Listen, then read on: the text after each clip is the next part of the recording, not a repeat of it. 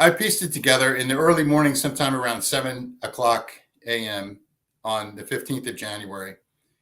Račak had already been cordoned off by the Vojsko Yugoslavia. They had some tanks and anti-aircraft weapons, soldiers, of course. And the police were the ones who were going to go into Račak. It was a known KLA stronghold. I think that's all clear to this day.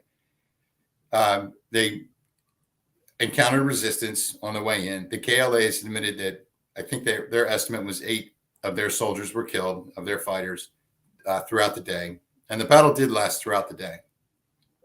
It was my understanding that no KVM observers entered the town, as I mentioned before. But ultimately, the town was sealed off. The police did go in. The KVM observers could not observe. And by the end of the day, before it was getting dark, the police had withdrawn. The army eventually withdrew from the hills surrounding the village. And I believe one KVM patrol did go into the town somewhat. They found some citizens who were there. I believe it was only a handful of citizens. They loaded them up in their vehicles and they took them to the hospital because they were injured. They did see at least one body on the ground. They reported that. And then that was it. And the sun went down. And there was sort of a trend with the Vojsko Yugoslavia and the police. You know, when the sun went down, they would withdraw back into garrison.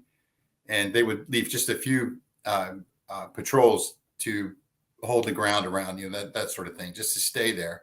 But usually operations would cease in the evening.